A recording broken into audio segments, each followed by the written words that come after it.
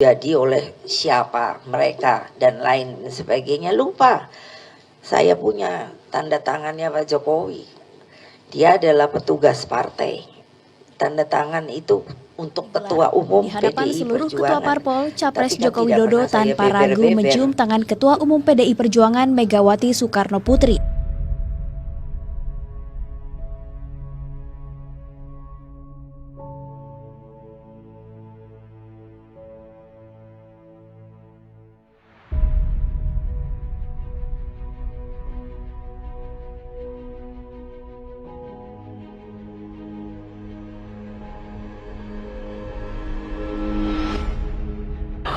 Karena itu yang dibayangkan di depan publik tuh, bahwa sebetulnya secara real Pak Jokowi nggak bisa keluar dari semacam penghormatan yunto feodalisme terhadap Ibu Mega tuh.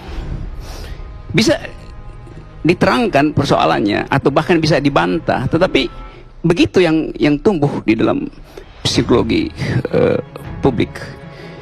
Kan orang bertanya, kenapa Pak Jokowi tidak bisa menentukan calon wakil presidennya berbulan-bulan, padahal dia adalah sebut aja juara bertahan. Juara bertahan seharusnya bebas saja untuk menentukan, toh dia punya kekuatan. Satu-satunya jawaban adalah karena ada arogansi Ibu Mega. Saya menyebut itu dengan pertanggungjawaban sebagai hasil analisis. Sebab faktor lain apa? Mau disebut apa? Kenapa Pak Jokowi ragu-ragu? Dan itu kompatibel dengan ucapan Ibu Mega sendiri bahwa Pak Jokowi itu adalah petugas partai. Benar dari segi itu, Ibu Mega benar. Saya anggap itu pilihan pikiran yang tepat. Karena setiap kader partai ditugaskan kemanapun adalah petugas partai. Bahwa intervensi kemudian atau interpretasi orang macam-macam itu urusan kepentingan. Tetapi poin Ibu Mega benar. Jadi nasib Pak Jokowi ditentukan di situ sebetulnya. Dan karena itu olok-olok terhadap Prabowo akhirnya berhenti kan. Dulu ganti presiden, lalu orang bertanya, ya siapa presidennya? Sekarang dijawab itu. Maka bola panasnya pindah ke Pak Jokowi itu. Kan terjawab. Jadi keadaan politik kita sekarang warnanya merah, tapi merah pucat. Merah tapi pucat. Pak Jokowi warna merah tapi pucat. Kita mau tanya kenapa? Nah, sampai sekarang orang menduga bahwa pasti di hari terakhir Pak Jokowi mengajukan calon wakil presidennya.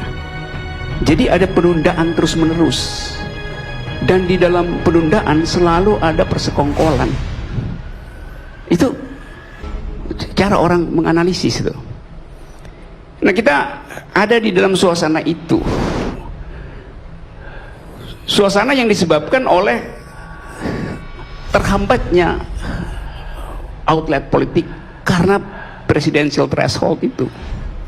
Jadi itu adalah kutukan terhadap pemerintah sendiri, karena berupaya untuk mengefisienkan politik, berupaya untuk ada calon tunggal, dan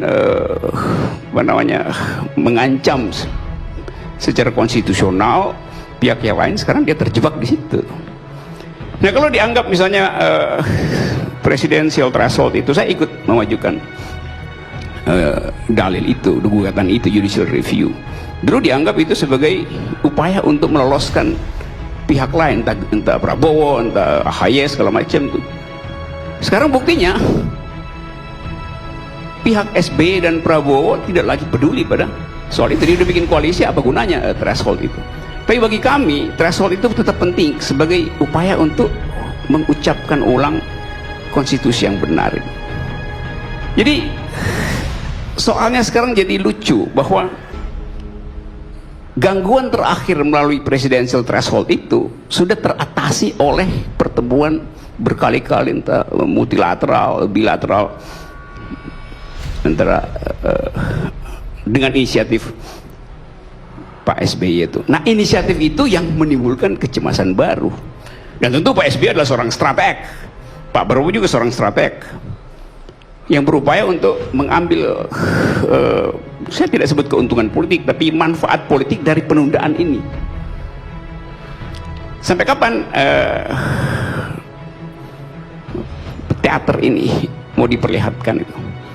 Sampai ada yang mencium bahwa yang sana sekarang melemah, yang ini menguat.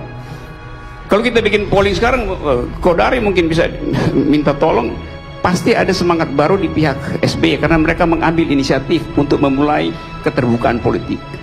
Bahwa pada akhirnya mereka secara solid mampu untuk meneduhkan kegamangan atau kecemasan politik publik dengan secara rutin, intensif, dengan akselerasi yang tinggi menuju tanggal 4, memperlihatkan bahwa ada yang pasti. Sementara ketidakpastian ada di pihak sebelah itu. Nah, ketidakpastian itu menurut saya akan menggerogoti terus elektabilitas Pak Jokowi sendiri itu. Jadi itu soalnya tuh. Soal lain tuh yaitu itu yang ada di headline koran. Jadi saya nggak bahas itu. Ya tentu aja Pak JK punya kalkulasi itu ya, yang lebih pasti adalah Pak Yusuf Kalla dengan segala macam uraian. Benar, itu konyolnya. Mestinya yang sebelah sini yang nunggu siapa wakil presiden Pak Jokowi. Kan itu udah memperlihatkan ketakutan. Karena yang bertahan adalah Pak Jokowi kan penantangnya kan nunggu siapa backup dari buat Pak Jokowi. Dan itu saya kira yang membuat orang yang ingin masuk dalam koalisi juga dia tunggu tuh. Pak Jokowi sebetulnya mengundang koalisi, memperluas. Lalu orang bertanya, dengan siapa Pak Jokowi akan maju? Kan rasional pertanyaan itu tuh. Bahwa kemudian itu tidak bisa dijawab, yaitu kebodohan politik. Sehingga sekarang poin ada di pihak Prabowo tuh. Orang langsung tahu, oke, 90% dengan segala macam diksi atau bahasa tubuh udah pasti Prabowo AHY itu. Jadi orang langsung putuskan, oke, memihak atau nggak memihak. Tapi bagi kubu Pak Jokowi, orang anggap ini ada yang disembunyikan di situ. Nah, yang tak terlihat itu menimbulkan analisis. Apa analisisnya? Ya artinya Ibu Mega belum mengiyakan. Bahkan apa yang dipikirkan oleh Pak Jokowi belum diiyakan oleh Ibu Mega, apalagi apa yang ditulis dan disodorkan ke Teguh Umar misalnya. Itu politik yang ya kasarnya begitu realitasnya tuh. Jadi kita mau pakai sudut pandang apa untuk melihat itu? Hanya itu poinnya. Karena dari awal Ibu Mega nggak pernah revisi loh poinnya bahwa presiden adalah petugas partai, ditugaskan oleh partai, ketua partainya dia yang menugaskan presiden. Kecuali etika politik itu beliau ubah, tapi dia nggak ubah. Itu yang bagi saya katakan semacam arogansi. Walaupun ya ada benarnya, tapi arogansi itu mahal harganya. Sekarang saya berani taruhan bahwa elektabilitas Pak Jokowi turun justru karena ketidakpastian. Orang lama-lama jengkel bahwa mau apa sih, kalau kuat ya sebutin aja. Kan itu simple pikiran publik semacam itu. Bahwa kita kemudian berupaya untuk bikin analisis, ngapain bikin panjang-panjang analisis bila di depan mata Prabowo udah selesai dengan konsolidasi dan Jokowi bahkan belum mengambil langkah untuk memutuskan. Itu bahayanya tuh. Nah, kalau kita lihat secara agak abstrak, demokrasi kita dibikin macet oleh situasi politik ini. Jadi politik kita memburuk bukan karena demokrasi tidak kita kenal, tapi karena demokrasinya dikuasai oleh kultur politik yang feodal. Dan itu yang nanti akan ada efek atau impactnya pada pemilihan umum nanti. Itu kita mungkin bisa menghasilkan pemilu, tetapi setelah itu kultur politik pasti akan memburuk karena dia dilaksanakan dengan latar belakang politik feodal. Dan sangat mungkin misalnya kita bayangkan kalau Kan kita membayangkan pemilunya normal.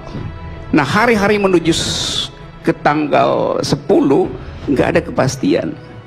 Dan itu membuat kita menduga bahwa, bayangkan 2 minggu setelah pemilu berlangsung, lalu ada semacam social unrest, ketidakpuasan di masyarakat.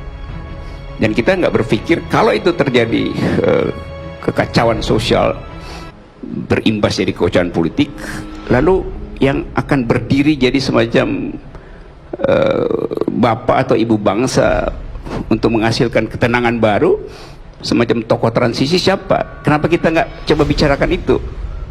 Apakah kita semua sepakat bahwa pemilih itu akan berhasil di dalam garis lurus konstitusi? Kalau orang sekarang menduga, udah itu udah pasti akan ada banyak permainan politik, banyak kecurangan, dan kita nggak bersiap tentang itu. Jadi saya rumuskan begini saja, bahwa benar yang disebutkan oleh Ibu Ria, ya Ibu Mega mungkin nggak merasa begitu, tapi Ibu Ria mengucapkan itu sebagai orang yang dekat dengan Ibu Mega tuh. Dan orang yang dekat tentu secara emosional membaca melampaui realitasnya, dan itu juga semacam kamuflase atau semacam teater baru untuk diperlihatkan pada publik. Demikian juga pihak Pak SBY. Nah, Pak SBY menerangkan itu di depan publik, hubungan beliau dengan Ibu Megawati personal, dia ucapkan dengan bahasa dia sendiri itu, dengan gestur tubuh sendiri. Sementara Ibu Mega diwakili oleh Ria. Jadi mestinya Ibu Mega ucapkan juga di depan televisi supaya orang lihat wajah siapa yang bisa dipercaya, wajah siapa yang kurang bisa dipercaya.